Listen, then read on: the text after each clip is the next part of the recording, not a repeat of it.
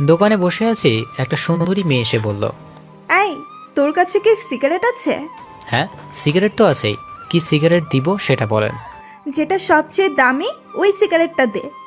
আমিও কথা মতো সিগারেটটা দিলাম। সিগারেট দেওয়ার পর বলল, আগুন ধরিয়ে দিবে। আমি বললাম, আমি কেন আগুন ধরিয়ে দিব?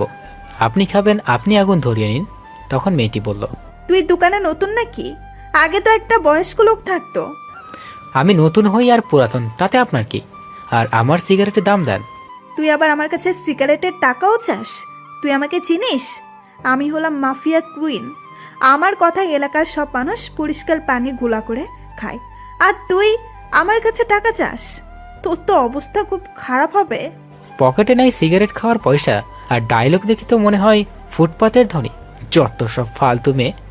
এটা বলার সাথে সাথে মেয়েটি আমাকে ঠাস করে একটা থাপ্পড় মেরে আমাকে থাপ্পড় মারায় আমি দুই গালে দুইটা বসিয়ে দিই, আর মেয়েটি চিৎকার দিয়ে ওঠে। তখনই দোকানের বাইরে থাকা ছেলেগুলো এসে বলে, আপু কি হয়েছে? এই ছেলেটা আমার সাথে বেয়াদবি করেছে, একে কিছু শিক্ষা দেওয়া লাগবে। এটা শুনে ছেলেগুলো বলতে থাকে, কি, এই ছেলে তোমার সাথে বেয়াদবি করছে? শালাকে এখনই মজা দেখাইতাছি। এটা বলে যখনই ছেলেগুলো আমাকে ধরতে আসবে তখনই বাবা এসে বলল, কি হয়েছে? তোমার ছেলে আমার সাথে বেয়াদবি করেছে, আর এর জন্য আমি তোমার ছেলেকে শাস্তি দিব। ও এখানে থাকে না, 2 দিন এসেছে, আপনাকে হয়তো চিনে না। আর ভুল করলে আমি ওর হয়ে ক্ষমা চাচ্ছি, তা ওকে ছেড়ে দিন।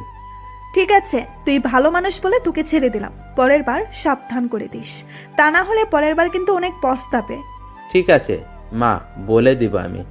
বাবা, তুমি ওর সাথে ওভাবে কথা বলছো কেন? আর সিগারেটের টাকাটা দিয়ে যেতে বলো।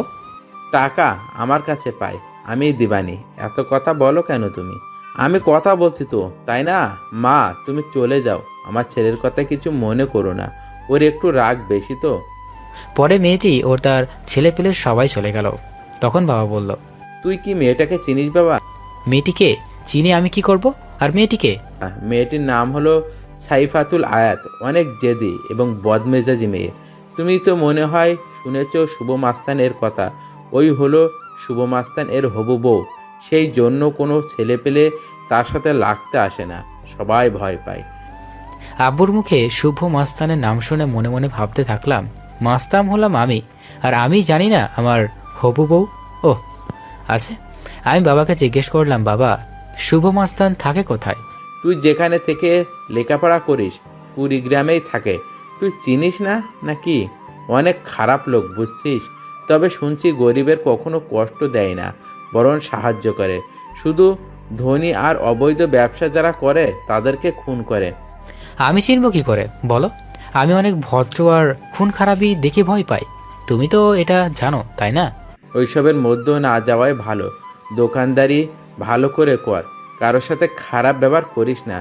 2 দিন এর ভিতরে শরীর ঠিক হয়ে যাবে, তখন আমি বসতে পারবো। দোকানদারি করা বন্ধ করে দিলেই তো আর হয় না।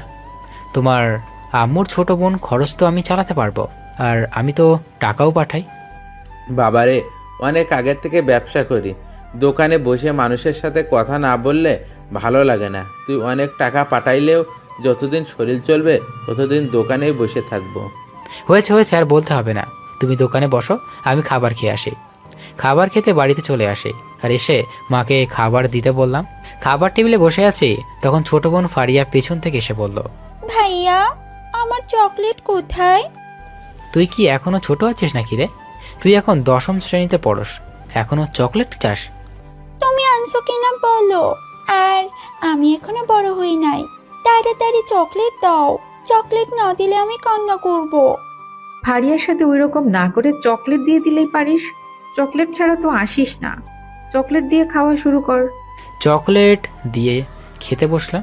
খাবার খাওয়া শেষ করে আবার দোকানে যাই, আর আব্বুকে বাড়িতে পাঠিয়ে দিই। সারাদিন দোকানদারি করে বিকালে একটু মাঠে যাই বন্ধুদের সাথে দেখা করতে যাওয়ার সময় দেখি সকালের সেই মেয়েটি সাইফাতুল আয়াত। নামটা অনেক সুন্দর, কিন্তু মেয়েটা ভালো না। ওদেরকে এড়িয়ে যাওয়ার চেষ্টা করলাম, কিন্তু ওই যে কথায় আছে, যেখানে গেলে বাঘের ভয় সেখানে গেলেই রাত হয়। আর আমার ক্ষেত্রেও ঠিক এই বিষয়টাই ঘটল।